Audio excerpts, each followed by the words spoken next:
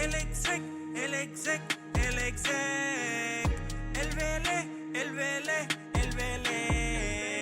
El fenómeno que todos quieren ser. El chamaquito que no pueden entender. How we doing, guys? Welcome to episode 95 of the Exec Talk podcast. I am your host, Velez. How are you doing? We have some things to get to today. NASCAR included, NCAA women's and men's, baseball started. We have NBA ending the regular season soon-ish. And we have a couple of things to get here and there. But I want to welcome you guys. Welcome to episode 95. Like, subscribe, hit the notification bell. Follow us on all our socials. Sorry, it's 10:14, so I'm recording this kind of late. But I hope you guys had a great Easter Sunday, a great Easter weekend, and let's get to it. First of all, I want to say R.I.P. to Vontae Davis, the one Dolphins' best corner for a time since when we drafted him. Then he went to the Colts, and then he famously went to the Bills and retired at halftime. Lost him today at the age of 36. I believe it was the age of 36. I cannot fathom what his family's going through. Pat McAfee and Darius J. Butler on the Pat McAfee show shared their condolences that were teammates of him in Indianapolis. He was a good guy, but it teaches us you just never know. You never know, when you should reach out. That's why you should always reach out to your friends and family. Make sure they know that they're loved, and that they can find support with you. And you never know what somebody's dealing with, so always check in to your loved ones. So RIP and condolences to the family and to all his ex-teammates. He was a really good corner for us at Miami. He was actually our number one corner for a number of years, and he was pretty good at the Colts, and he finished his career pretty good with the Bills, so he will be missed. Next, NASCAR. Remember when I said Denny Hamlin was was the king of Richmond? He had 4 wins. Well, guess what? He got his 5th. And it wasn't a dominant performance. It was kind of looking like this for a long time. We're first 2 stages, he's nowhere to be found. And then the 3rd stage, he starts creeping up. And then in old Denny Hamlin fashion,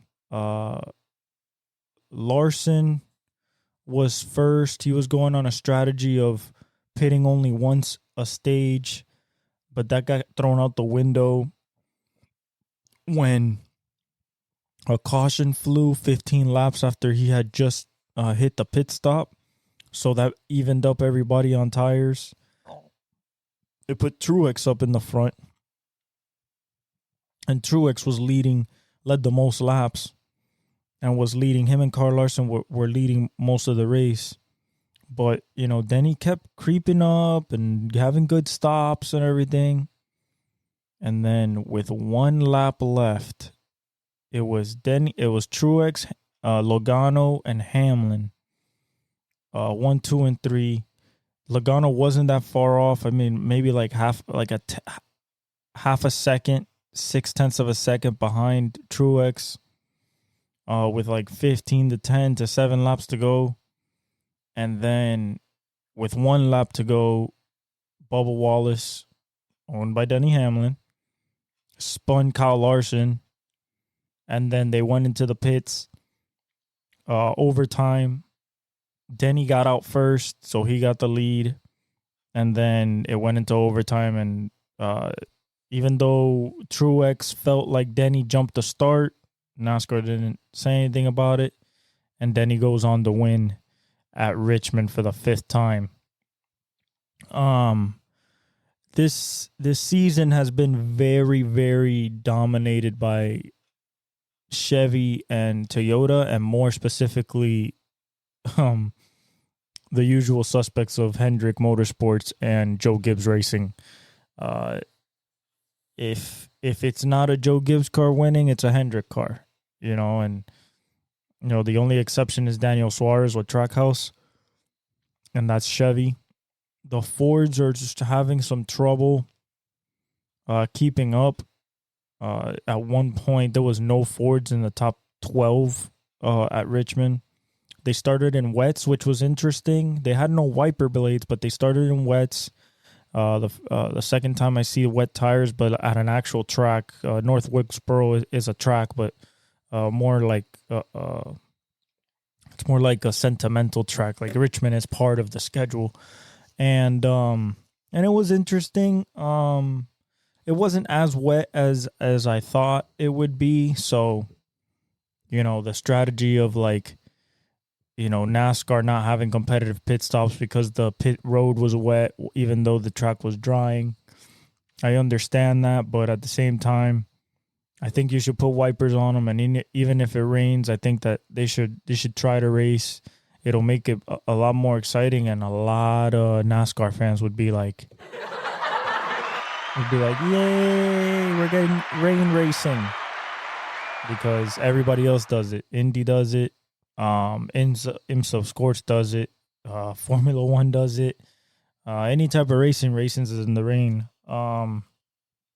There's only a couple of racing disciplines that don't race in the rain. Drag racing is included in one of those, but the speed is what, and grip is what you need, and wet track does not let you do that. So, but shout out to Denny Hamlin.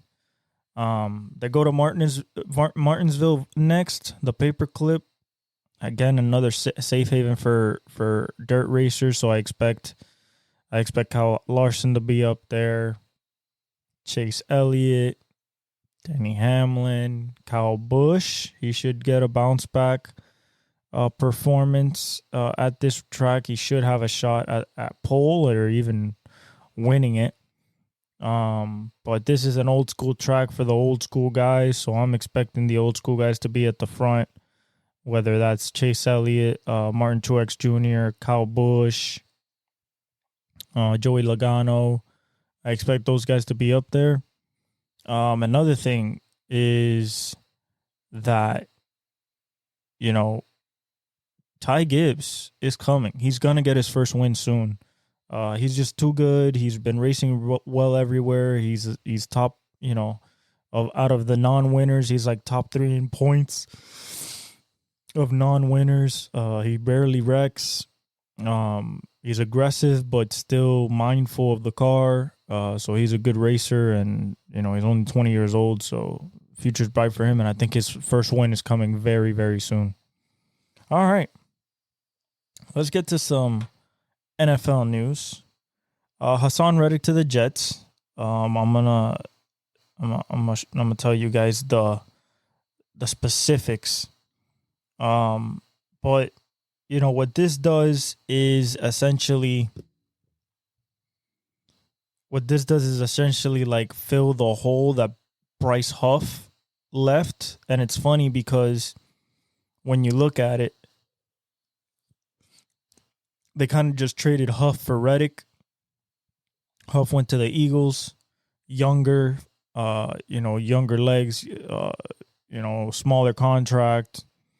And then the Jets are trying to win now, so they add Hassan Reddick. He's been 3rd in sacks over. He's been sixth or 5th in sacks over the last 5 years, I believe. Let's see, I have it right here. Over the past 5 seasons, Hassan is tied for 5th most in sacks. So, just add to that Jermaine Johnson, Will McDonald, Quinnen Williams. I think it's a good addition, along with Javon Kinlaw that they brought in too. overall, the Jets are all in or bust this season. Looking like a guy like Tyron Smith, he has to stay healthy. Morgan Moses, he has to stay healthy. You know, what they do in the draft will be very interesting. They can go defense. They can go offense. They can go really offense and wide receiver position. Potentially, if Brock Bowers is there, you can draft him. Or you can go O-line, which is very, very good there too, and just keep adding to that O-line because, you know, you have a lot of old people in that O-line right now. But I think it's a good move for Hassan Reddick. It's a good way to kind of lessen the Bryce Huff loss. Raheem, we signed him to a 2-year, $9.057 million deal. Pretty good. He deserved it. Thank God he stays with us. Other than that, Foye Oluokun, he signs a 4-year, $45 million deal with $22.5 million guaranteed. I mean, he's borderline one of the best tacklers in the league. He is a tackling machine, and he overall, he's a good middle linebacker, and I think it's a good deal for both sides. You know, 3 years, 22.5, you know, guaranteed, 45 max. I think that overall is a good deal for him and the team, and it keeps them together, keeps their linebacking core together, and you know, he's the centerpiece of that. Other than that, Brock Wright, 1-year deal. Josh Reynolds signing with the Denver Broncos. We went over that. Davius White. Okay, so after that, we have some not so good news. The police are searching for Raheem Wright, for Rashee Rice. He was involved in a 6-car accident. One of the cars, whether it was the Lamborghini or the Corvette, is registered under his name. Supposedly they have, not supposedly, but allegedly, in the video from a dash cam of a car that was behind the wreck, there's 3 men that are seen fleeing the scene. So we don't know yet what's going on over there. So we shall see. This was in Dallas, by the way, at like 6 p.m. So like not a crazy time, or, you know, where intoxication and all that. So very, very, very concerning. We'll see what happens. He just won the Super Bowl as a rookie. Sometimes that goes to your head. You don't make good decisions. Allegedly in the video, you see one of the 3 men with weapons and bags. So I don't want to speculate. We'll see how the investigation goes and what gets uncovered, but it doesn't look good for Rashee Rice. The 49ers signed Brock Wright, the tight end that used to be with the Lions. Signed him to a 3-year, $12 million offer sheet that includes $6 million guaranteed. And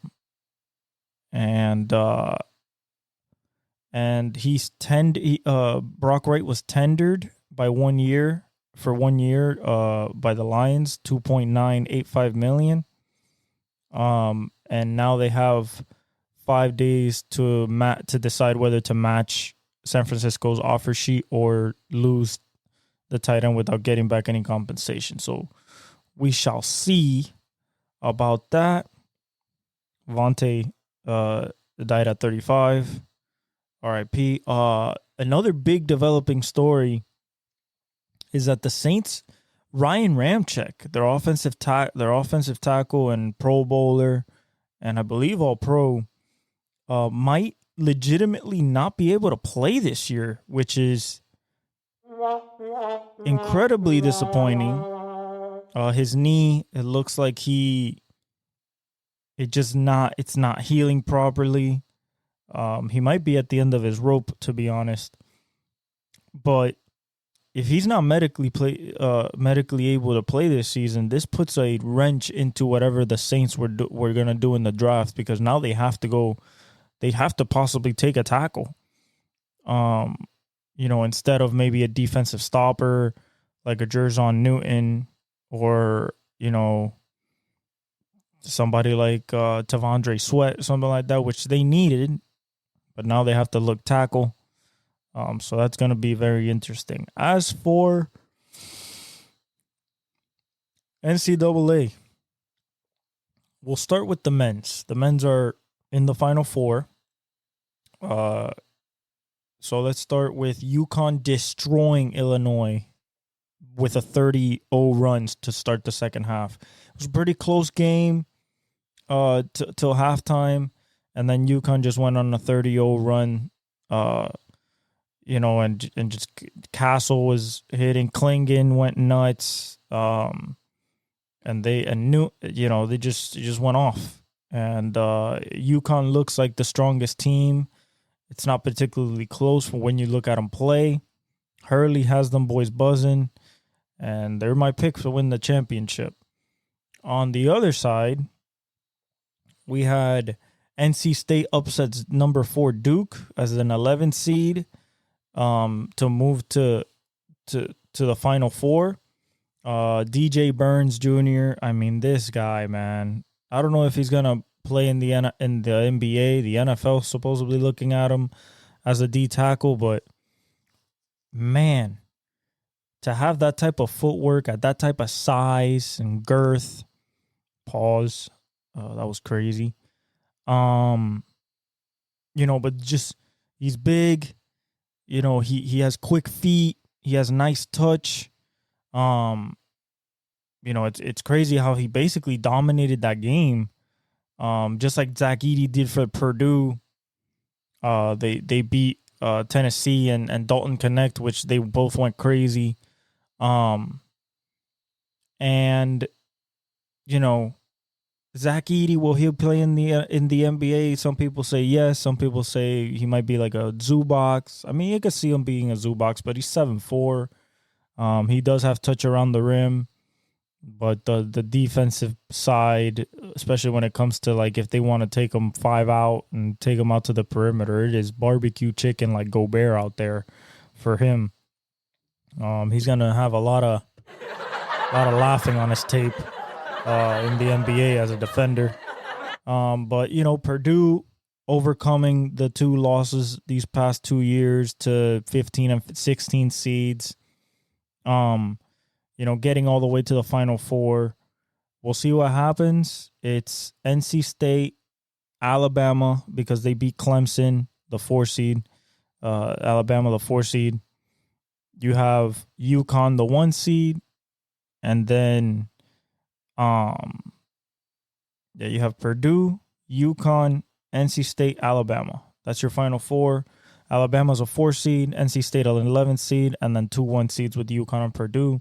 It's going to be interesting. I think it's going to be UConn-Purdue in the final, and I'm going to go with UConn there, but it'll be very, very interesting these next upcoming games. As for the women's,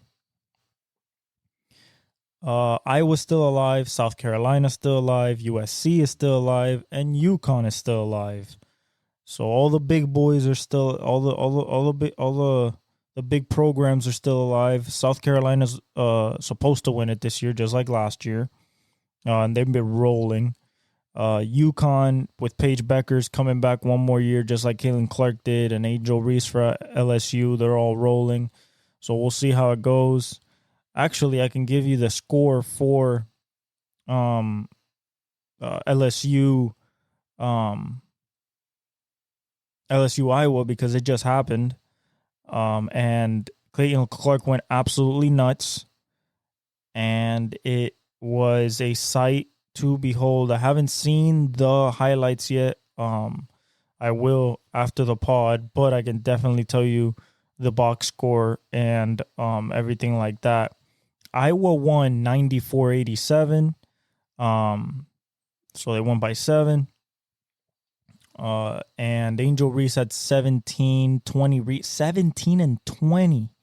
with 4 assists. 7 of 21 though. That's tough in 36 minutes. And then for the Hawkeyes, you had, Caitlin went for 41. She went 9 for 20 from 3, which is pretty good, 40-something percent. And then she went 13 for 29 total. 41, 7, and 12. Yeah, that'll get it done. That means LSU gets knocked out. The national champs are not repeating. Iowa goes to the Final Four to likely face the winner of UConn USC. And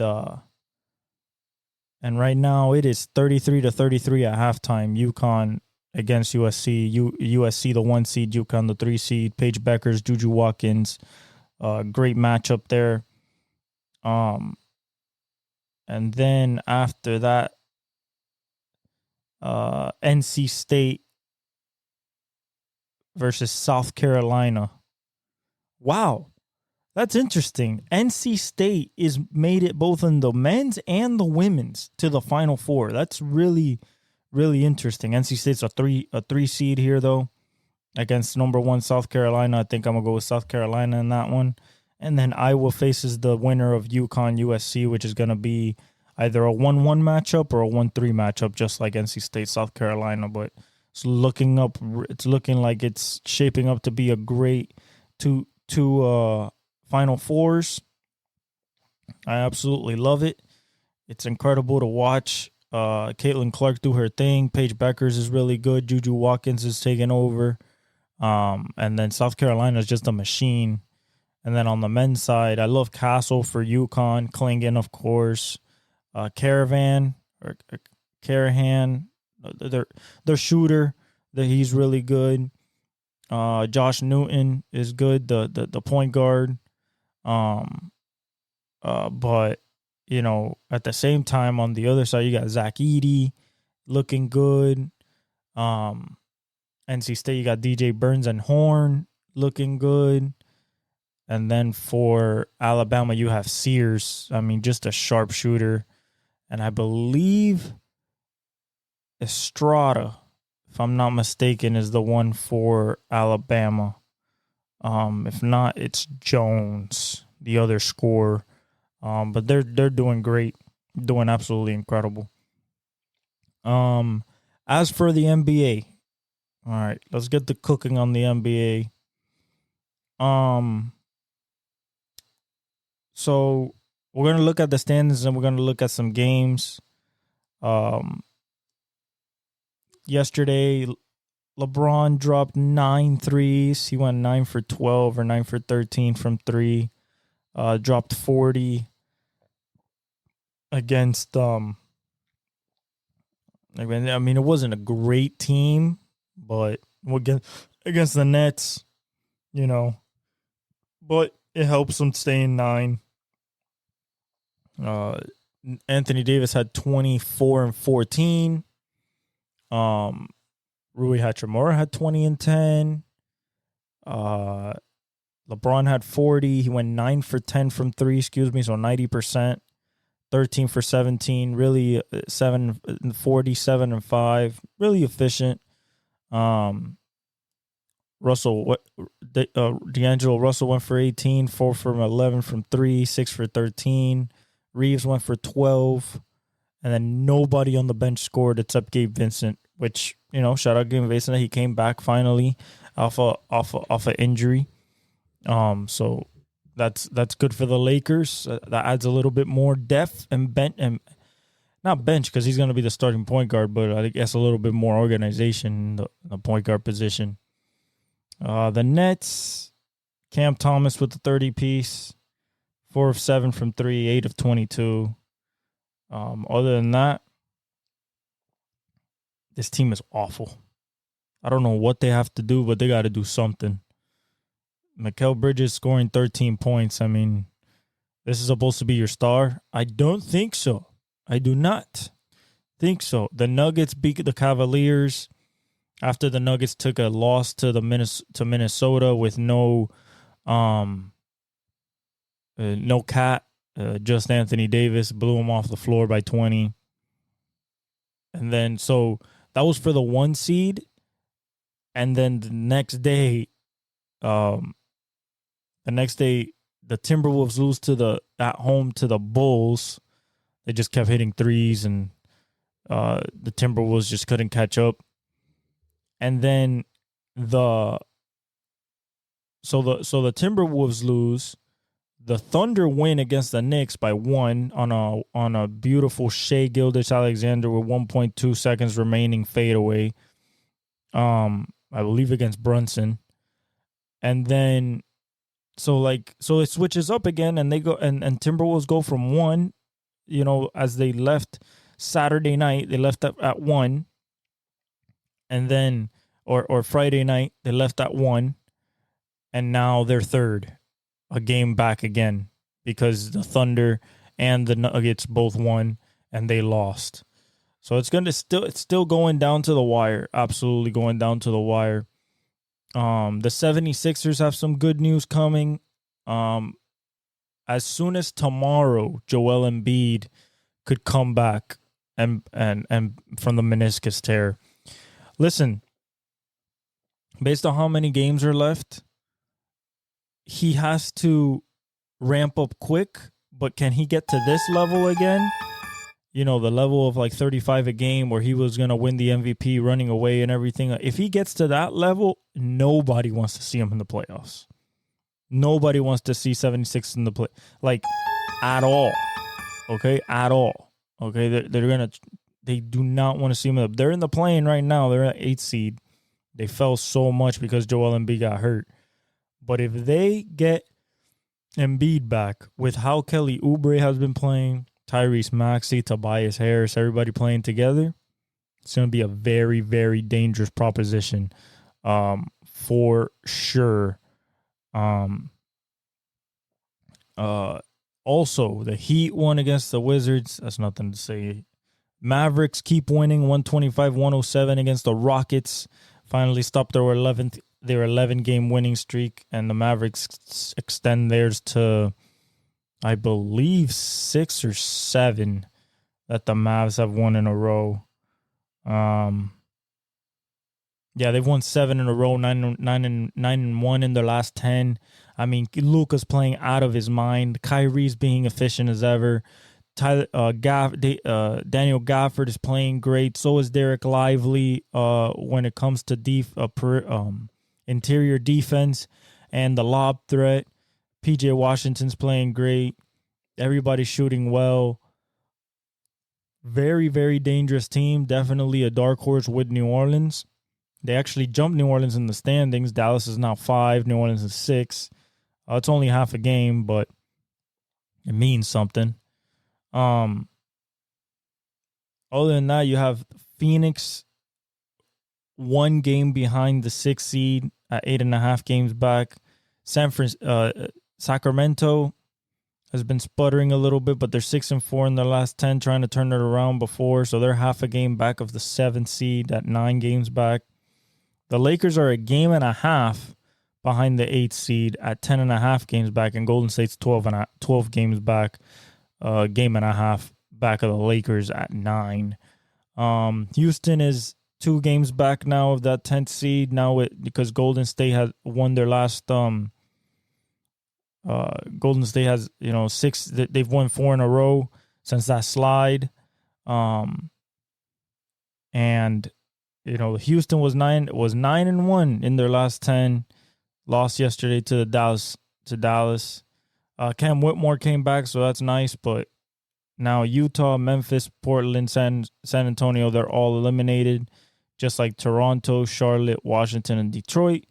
I don't know why they have Brooklyn here with some type of chance. I mean, they are 6.5 games back. I don't know how they would make that up. They're 3-7 in their last 10. They're not doing nothing. Now,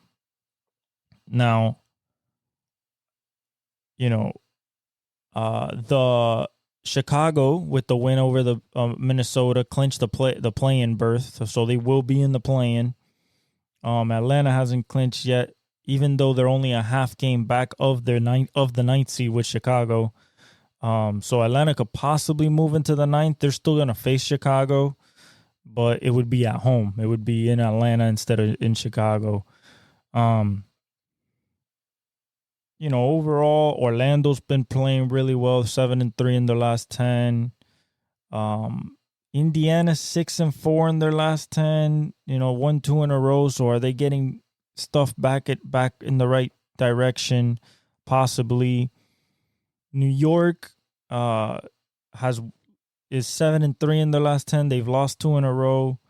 They have to shape up, because if not, they have Orlando at their heels at half a game back with 15 games back, and they're at 14.5. And then Indiana is just a game and a half back of Orlando. Miami is a game back of Indiana for that 6th seed. It'd be so nice to get that 6th seed and go against Cleveland that first round. Because right now we're staring at Milwaukee if we win that first playing game. And if we don't win that first playing game and win the second one, we're facing Boston. Not that they're worried, I'm guessing. Miami ain't worried about who they play first round, but, I would not like to face Boston, when they're fresh, coming off a week of a bye and stuff like that. Just not ideal. Milwaukee is 6-4 in their last 10, so they're trying to straighten things out before the playoffs. And then Boston's 8-2 in the last 10. They keep rolling. Cleveland's 4-6 in the last 10, so they're kind of slumping a little bit. We'll see what happens there. The Knicks are only a half game back of the Cleveland. Cleveland's at 14 games back. New York is at 14.5. And then OKC's number 1 right now. They clinched. Denver clinched, and Minnesota also clinched all playoff berths. They're separated by a game.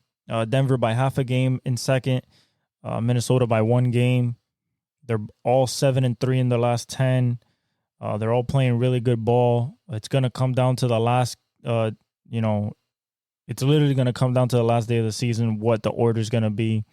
The Clippers are 5 games back, 4 games back of 3. I don't think but they've won 3 in a row, 6-4 in the last 10. So they're starting to turn it around. We talked about Dallas, the 7 in a row. They have a chance to go catch the Clippers. They're 2 games back, but they have a chance. New Orleans, they have a chance too. Although it's going to take a little bit more work since they're 2.5 games back of Cleveland of the Clippers. Phoenix is 8.5, just a game back of the 6th seed. Book has been playing well. So has KD. So it's going to be very interesting when we get to the end. This thing is not over yet. It's not done shuffling. I think from 1 to 3, there's gonna be some shuffling there, and then from 5 to all the way 5 to 8, I think there'll still be shuffling there. So I think that overall, we're not even close to seeing how this is gonna look. Some key games coming up. Some key games coming up. As for today. Celtics beat the Hornets. That's nothing. Pacers beat the Nets, so they win. Magic win, so that doesn't move the Pacers up. Suns win, but Pelicans lose. That's interesting because they're direct 6-7. The Grizzlies beat the Pistons. That doesn't matter, and the Hawks beat the Bulls. That does matter for the 8-9. Who wants home court. Tomorrow. We have the Lakers and the Raptors. The Lakers obviously have to win that. Bucks Wizards, we don't care about that. Bucks should win. Thunder 76ers is interesting. Knicks Heat has some weight to it. Rockets Timberwolves has some weight to it. They have to win. Nuggets Spurs, they're going to destroy the Nuggets. Cavaliers Jazz. Mavericks Warriors is big. And then Clippers Kings is really big because they're that affects the West a lot. So that's the NBA. Really exciting. Getting into the last little bit of the season before we get into what we love to see, which is playoff basketball at its finest, with some young guns versus the old guard, and everything in between. I can't wait. Now to finish off with baseball, the Yankees went on an absolute tear against the Astros opening weekend, 4-0. Juan Soto changes the dynamics of that lineup. Having Juan Soto, then putting Aaron Judge. Oswaldo Cabrera's hitting well. Gleyber Torres, it looks better. Anthony Volpe looks better as a hitter. Rodon did his thing. Nestor had a good outing. Stroman had a good outing. So without Garrett Cole, they're definitely potent. I don't know if that's how the whole season's going to go, but for right now, the Juan Soto trade is looking like an absolute win. The Dodgers kind of dominated at the beginning, but then sputtered at the end against the Cardinals. Other than that, we have,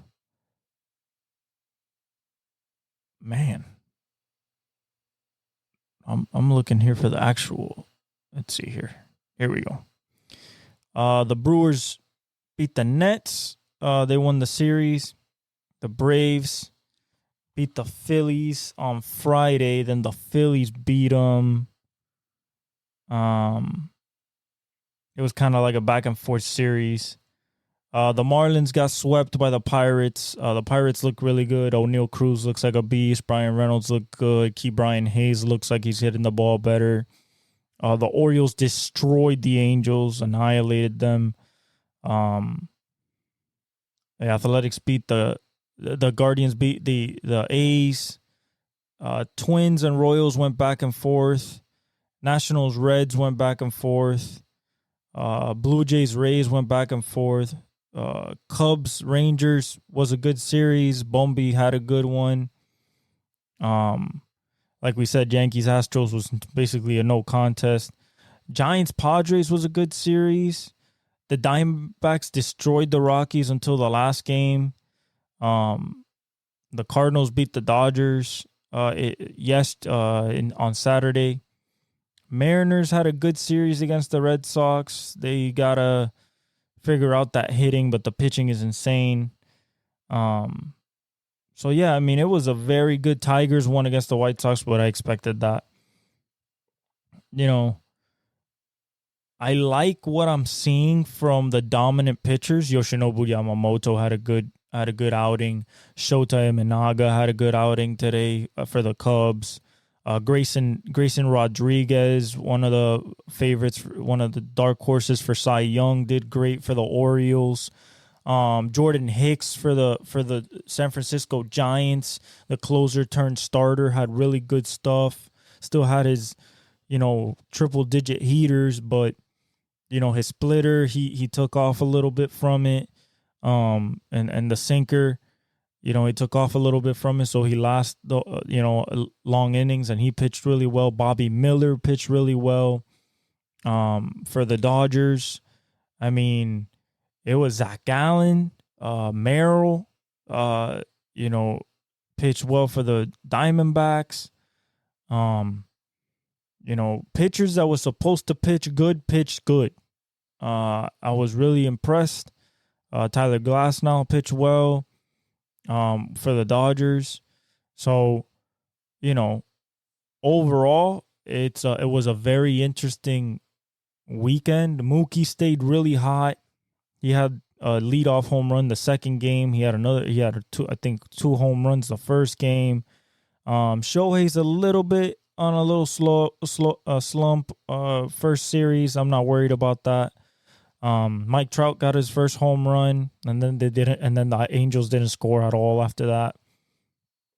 The Cardinals look semi-potent this year. Cole Reagan's pitched really well for them. Other than that, Corbin Burns did absolutely amazing in his first start for the Orioles. Overall, it was really, really nice to see baseball again. I love how the game is being played right now. Sick pitching, sick hitting, great defense. Without the shift, more balls in play. I just love what's going on right now. Now, some calls on balls and strikes, Jesus Christ, we're talking about middle of the plate calling a ball. Some of these umpires got to get some glasses, some contacts, some LASIK, because my God, what are you doing? Looking at what? And some calls outside, they give them a strikes, but that's baseball, Overall, I'm really excited about the Cubs. Morel's hitting the ball beautifully hard.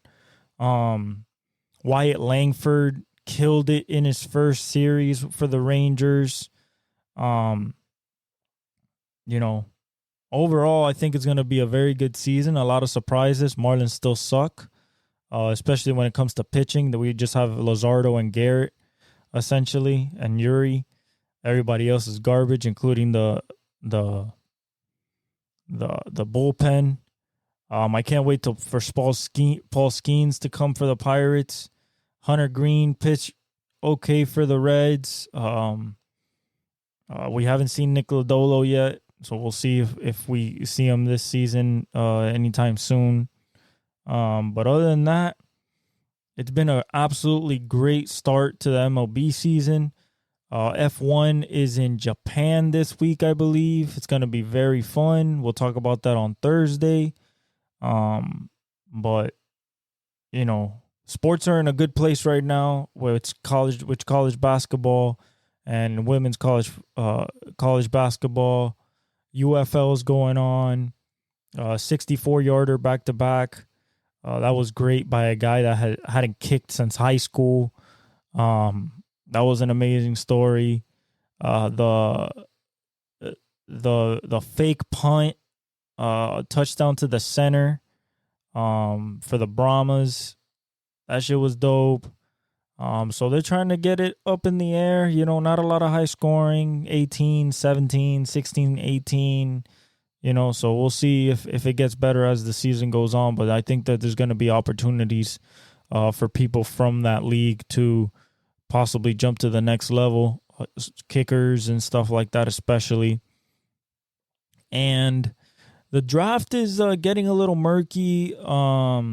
People don't know who's going to move up to what spot, who's going to draft who. Listen, I'm going to tell you right now, I think it goes literally Caleb Williams, Jaden Daniels, Drake May, Marvin Harrison Jr.